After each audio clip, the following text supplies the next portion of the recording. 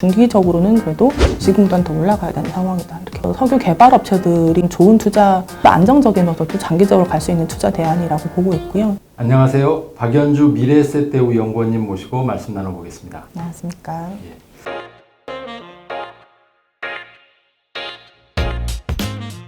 코로나 사태로 국제유가가 급락했다가 또 반등하고 있는데요. 네. 공급 측면부터 한번 짚어주시죠. 네, 아시다시피 지난달 같은 경우 유가가 저희도 본 적이 없이 막 마이너스를 기록할 정도로 굉장히 안 좋았는데요. 또 이번 달 들어서는 또 생각보다 너무 빠르게 반등을 하고 있습니다. 가장 큰 이유는 공급 감소인데요. 유가가 너무 많이 빠지다 보니까 일단 오펙 플러스에서 한 1000만 배럴 퍼 데이에 가까운 굉장히 큰 규모의 감산을 결정을 했습니다. 근데 당시 그 결정이 됐을 때만 해도 유가가 그렇게 빠르게 반등할 거라고는 예상하지 못했었는데요. 약간 지나고 보니까 이 오펙 플러스 이외에 미국이라든지 캐나다라든지 다른 지역들에서 감산이 빠르게 나타났던 부분입니다. 그래서 제가 이제 담당하는 회사 중에 코노코 필립스라고 하는 미국의 석유 개발 업체가 있는데요. 그 업체 같은 경우는 그냥 자발적으로 이번 달, 다음 달 생산량을 꽤 줄이겠다라고 발표를 했어요. 그러면서 그 이유에 대해서 이 유가에 우리가 판매를 하느니 차라리 지금 생산 안 하고 나중에 생산하는 게 회사의 장기적인 가치에 더 좋다라고 이제 얘기를 했던 거죠. 그런 식의 자발적인 감산들이 생각보다 굉장히 크게 나타났고요. 그렇게 되면서 이제 원유 수요는 사실 약간 회복은 하고 있지만 그렇게 강하지는 않지만 공급이 워낙에 빠르게 감소를 하다 보니까 최근에 이제 미국 원유 재고가 감소하기 시작을 하는 것 같은 이제 수급의 개선 현상들이 나타났던 상황입니다. 아, 그렇군요. 네. 방금 잠깐 말씀해 주셨습니다만 수요가 완전히 본격적으로 살아나진 않았다 이렇게 해주셨는데 수요 측면 조금 더 설명을 해주시면 어떨까요? 네, 수요는 사실 4월, 5월 같은 경우는 이제 미국, 유럽은 아예 이제 나가지도 못하게 했던 상황이다 보니까 유례 없이 수요가 감소를 했던 상황입니다.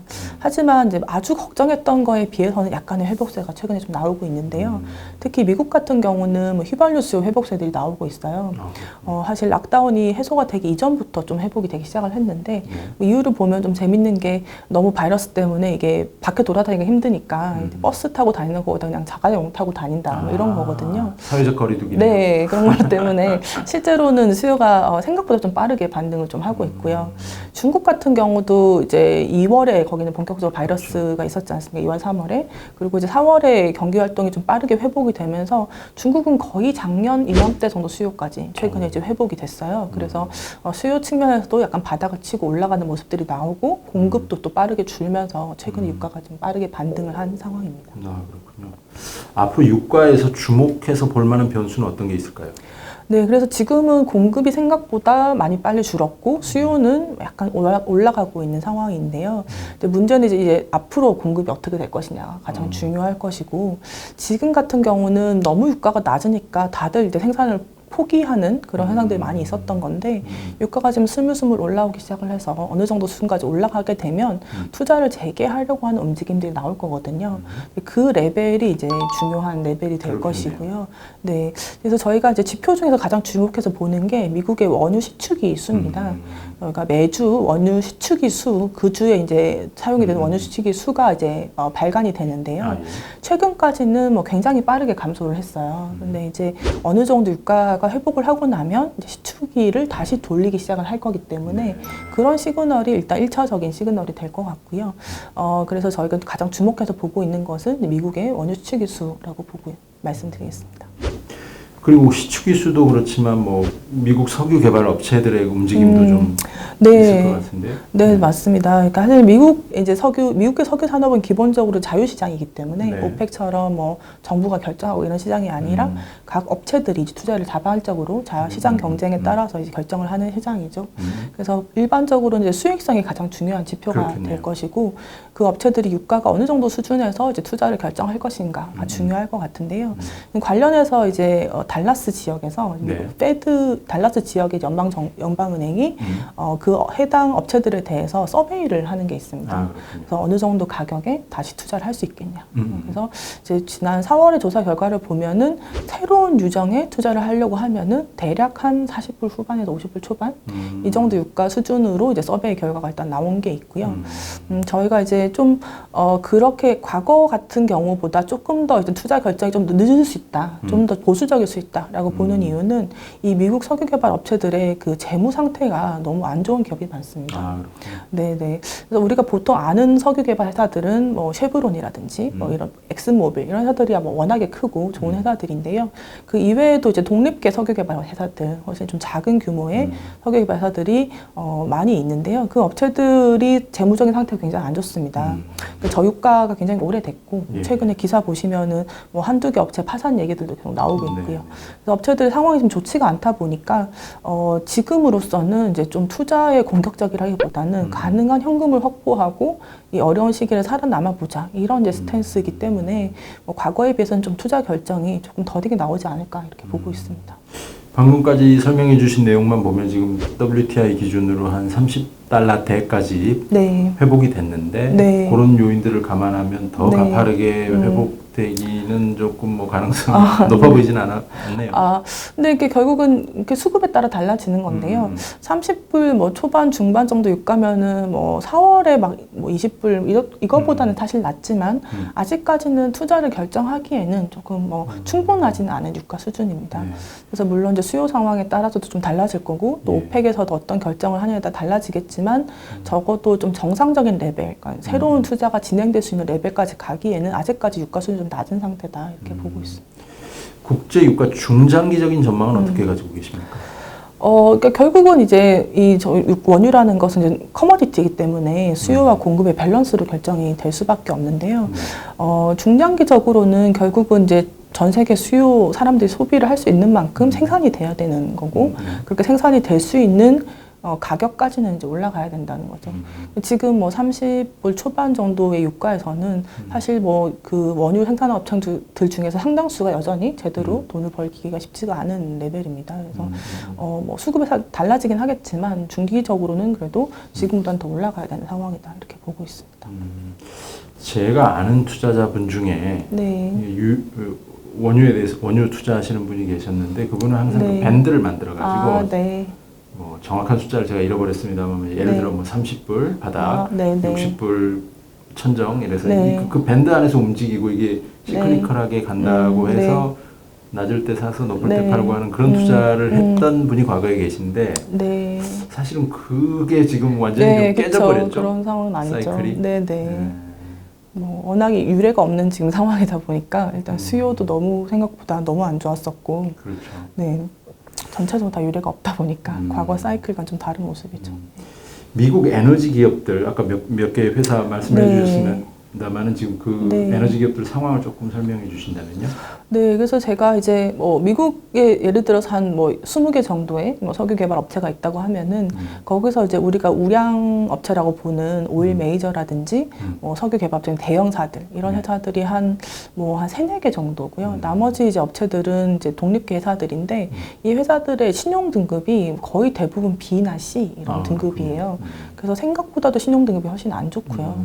그 이유가 이제 원유 가격 자체가 2014년부터 이미 저유가에 들어가서 꽤 오랫동안 저유가 기간을 거쳤던 상황이기 때문에 이 업체들의 이제 기본적인 어떤 재무 상태가 이렇게 좋지가 않은 상황입니다.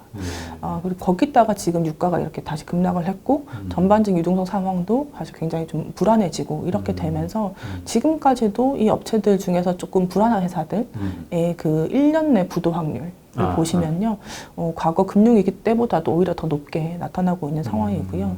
그래서 사실 여전히 좀 시장에서 대부분의 어떤 플레이어들, 특히 이제 좀 경쟁력이 조금 떨어지는 플레이어들 상당히 좀 쉽지가 않은 상황이다 이렇게 볼 수 있을 것 같습니다. 지금 그 아까 처음에도 말씀해 주셨습니다만 시축이 수를 가지고도 이제 여러 가지 예상을 하시는데 지금 시축이 현황이랄까요? 시축이 생산성 뭐 이런 것들은 어떻습니까? 뭐 일단 시축이 수는 굉장히 감소를 크게 했고요. 사실 저희가 3월 중순 정도 유가가 이제 급락하는 걸 보고 시축이 수가 감소를 할 거라고 예상을 했습니다. 근데 당시에 감소를 예상했던 거는 한 200개 정도? 이제 그때 당시에 한 600개 내외 정도 이제 한 200개 정도 감소하지 않을까 이렇게 생각을 했는데요. 지금 보면 거의 400개 이상 감소를 했습니다. 네, 그래서 훨씬 많이 감소를 했고요. 그렇게 이제 급격하게 감소를 하게 된 이유는 역시 이제 미국의 석유 개발 업체들이 당장 사실 파산 가능성이 지금 있다 보니까 이게 뭐 어떻게 하는 게 아니라 무조건 돈을 확보를 해가지고 살아남아야 된다 이런 스탠스로 갔거든요. 그래서 굉장히 빠르게 투자를 줄이기 시작을 했습니다. 그래서 과거에도 한번 이렇게 공급 과잉이 있었던 적이 2015년, 16년 그때 이제 유가가 이제 급락했던 적이 한 번 있었는데요. 그때보다도 훨씬 빠르고 훨씬 크게 이제 투자 감소가 있었어요. 근데 이렇게 말씀을 드리면 가끔 이제 어떤 투자자분들은 2015년, 16년 때는 그 시추기 수가 줄어도 생산량이 많이 안 줄지 않았냐 이런 지적을 하시는 경우가 있는데요. 그때 같은 경우는 이제 실제로 시추기당 생산성이 굉장히 좋아졌어요. 아, 그때에 비해서? 그때 이제 2015년 같은 경우는 유가가 이제 급격하게 막 100불대에서 한 40불대까지 떨어졌었죠. 네. 그렇게 되니까 이 석유개발 업체들이 그러면 똑같은 시추기 하나를 빌려가지고 많이 생산을 한 거예요. 기술적으로 계속 개선을 시키고 또 여러 가지 유정이 있으면은 제일 생산하기 좋고 제일 원가가 싼 유정에 집중적으로 생산을 했던 거죠. 그래서 이제 그때 당시에 시추기당 원유 생산량 차트를 그려보면은 2014년 대비했을 때 15년, 16년에 거의 한 3배 가까이 막 생산량이 생산성이 3배, 두세 배가 됐다는 말씀이죠? 네, 맞습니다. 그래서 이제 리그가 많이 줄었는데, 그러니까 시추기죠. 네, 시추기가 줄었는데도 생산량이 많이 안 줄었던 거죠.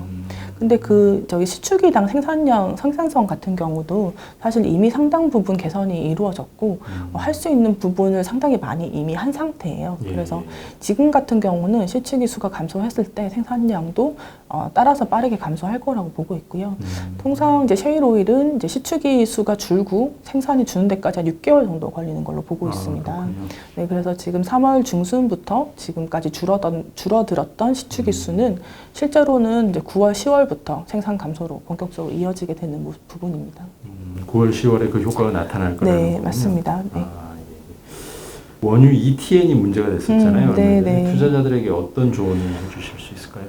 네. 그러니까 원유 ETN 사실 보시면 그때 3월 말에 이제 유가가 바닥일 거다라고 생각을 하고 이제 투자를 할 때 이제 원유 ETN을 사실 수도 있고 석유 개발 업체를 사실 수도 있었거든요. 예를 들어서 뭐 쉐브론, 엑슨모빌 이런 석유 개발 업체 사실 수도 있었는데 석유 개발 업체를 사신 분들은 굉장히 성공을 했어요.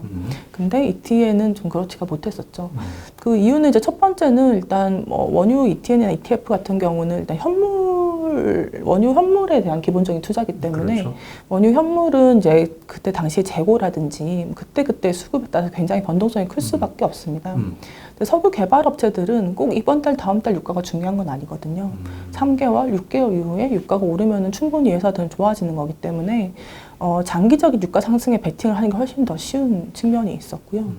또 이런 이제 ETN이나 ETF 같은 경우는 이제 뭐 요즘에 많이 나오지만 괴리율이라든지 뭐 롤오버 비용이라든지 뭐 관련된 비용들이 또 있다 보니까 석유 개발 업체들이 이제 훨씬 더 조금 좋은 투자, 좀 더 안정적이면서 또 장기적으로 갈 수 있는 투자 대안이라고 보고 있고요.